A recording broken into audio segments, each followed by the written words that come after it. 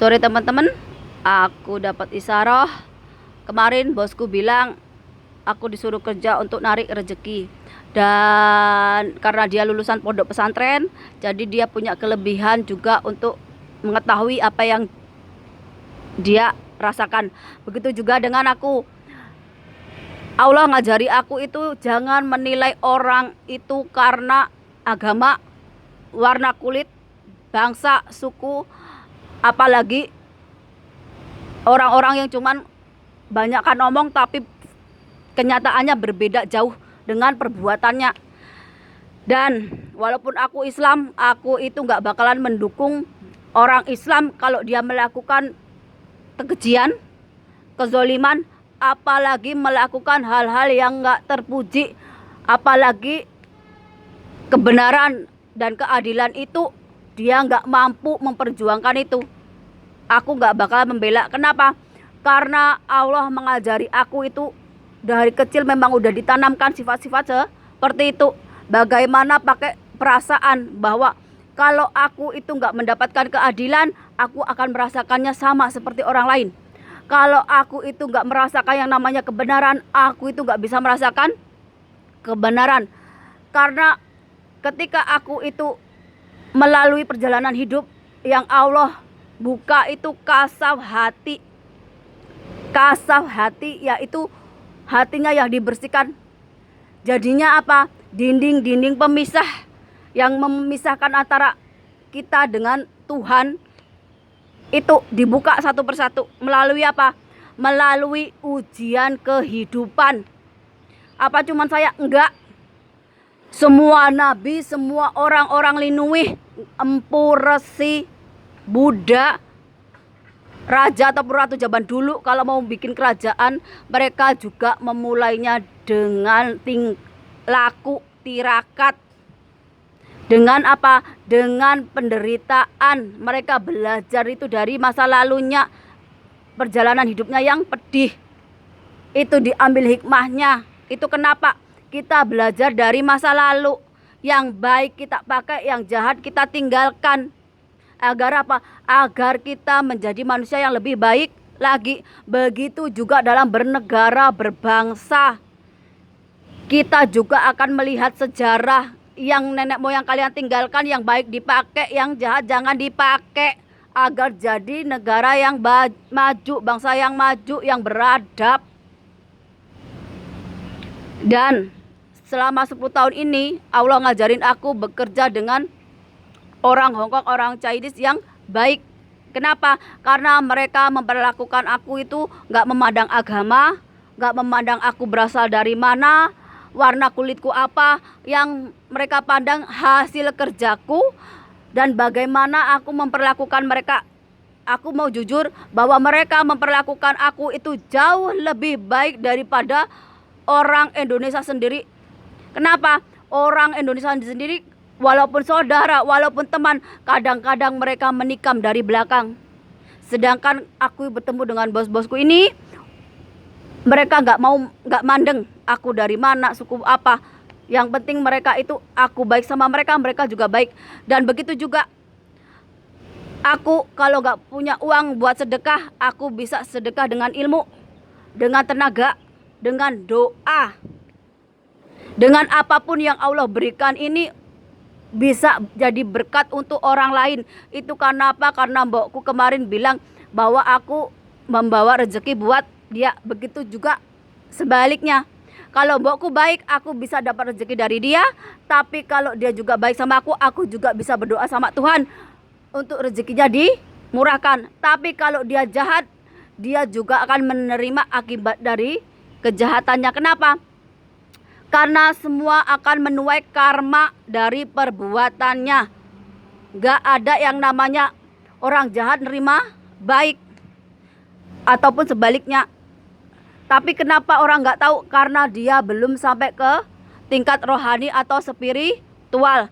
Dan aku beragama Islam, gak bakalan aku itu membela orang Islam kalau dia melakukan satu kejahatan, pembunuhan, zolim kepada orang lain, walaupun orang lain itu agamanya beda. Karena apa? Karena yang Allah tanamkan ke jiwaku, itu mewarisi dari mbah-mbahku dulu, leluhur-leluhurku dulu. Di zaman mereka, mereka mungkin jadi Pak Lurah, ketua kampung, jadi raja atau ratu, jadi empu atau resi. Karena apa? Karena di zaman mereka orang-orang yang jadi pemimpin, orang-orang yang jadi ahli agama itu benar-benar meninggalkan sisi duniawinya untuk jadi panutan. Kalau jadi pemimpin ya yang adil, bijaksana, membela yang benar. Karena apa? Karena tanggung jawabnya itu kepada Tuhan.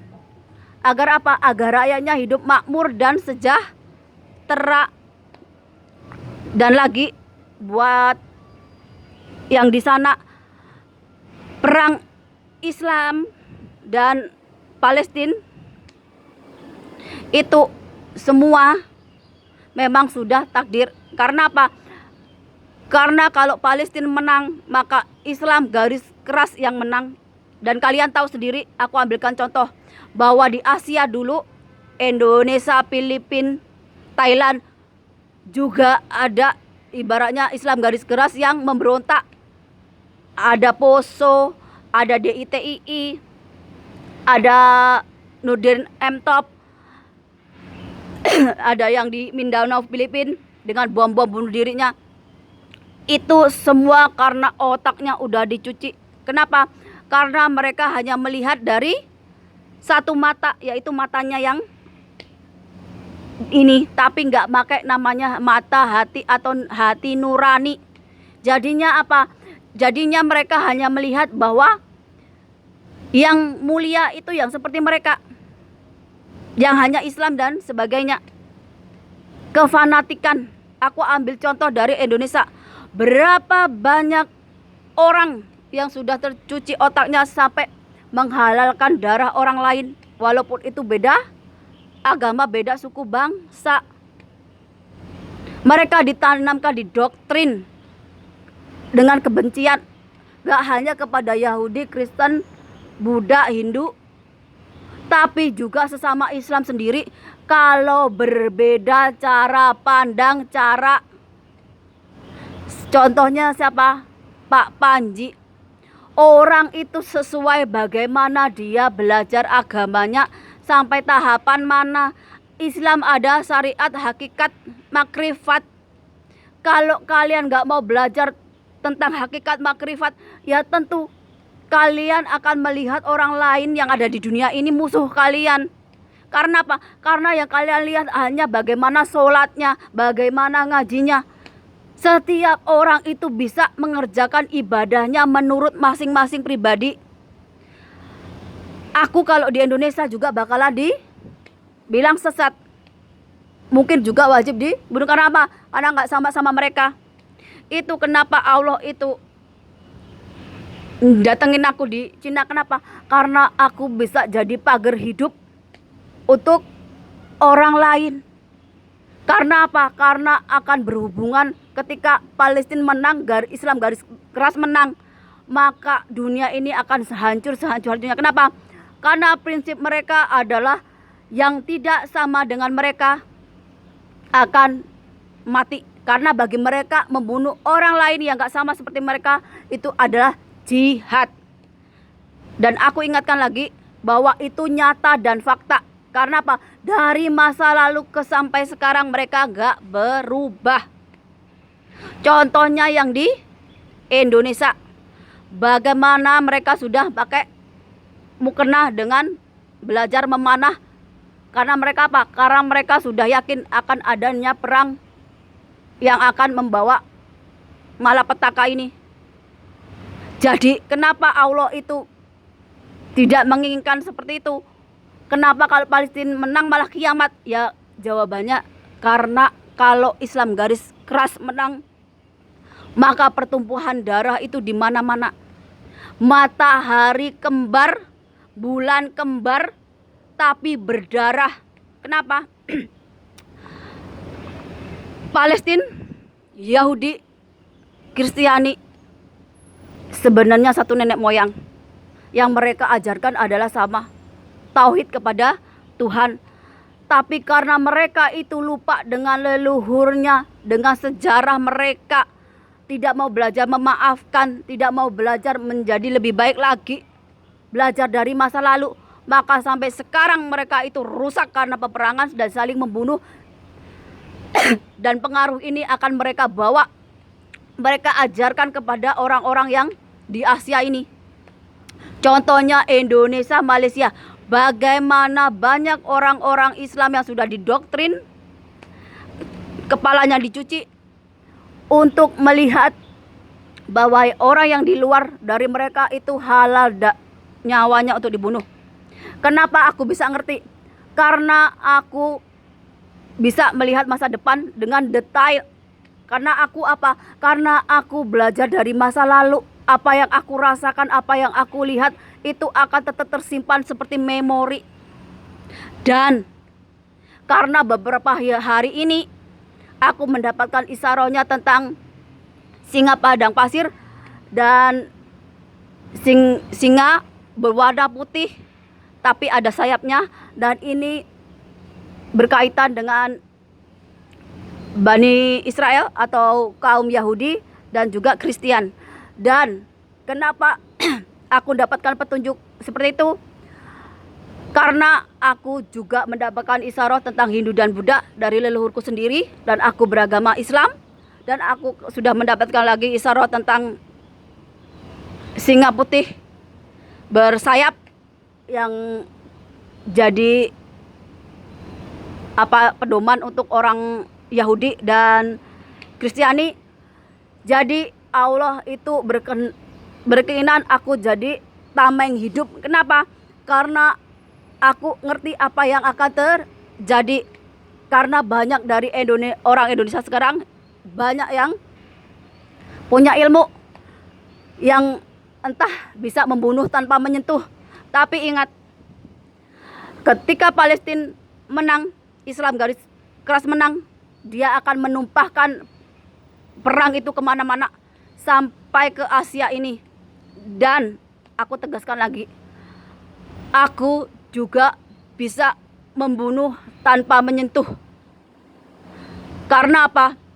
Karena aku mewarisinya dari leluhurku turun-temurun, dari mbah-mbahku dulu. Tapi aku akan gunakan itu untuk kebaikan. Agar apa? Agar aku melindungi orang-orang yang memang pantas dilindungi. Aku nggak mau kawasan Asia ini seperti Timur Tengah yang haus darah, haus kekuasaan, perang nggak ada habisnya.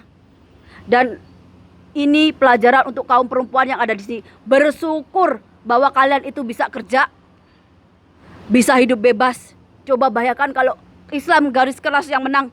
Jangan harap kalian bisa kerja, apalagi nggak pakai jilbab, nggak pakai itu ninja. Kenapa? Karena mereka berpandangannya lain. Karena mereka hanya memandang satu mata sesuai keinginan mereka. Sedangkan aku walaupun Islam, tapi aku memakai mata hati, mata nurani, hati nuraniku. Karena apa? Karena aku belajar dari kehidupan. Sama seperti orang-orang zaman bahola, zaman seperti zaman Nabi, zaman para raja, para resi, para empu. Kenapa? Bahwa yang disucikan itu hati kita, perbuatan kita, agar membawa kebaikan, agar kita itu bisa hidup langgeng. Bukan jihad dengan membunuh. Kita bisa jihad dengan memaafkan, dengan keikhlasan, kesabaran. Allah menguji kita melalui hati kita. Karena apa? Karena Allah mau kasaf hati kita ini yang tertutup dibukakan. Aku bersaksi atas nama Allah.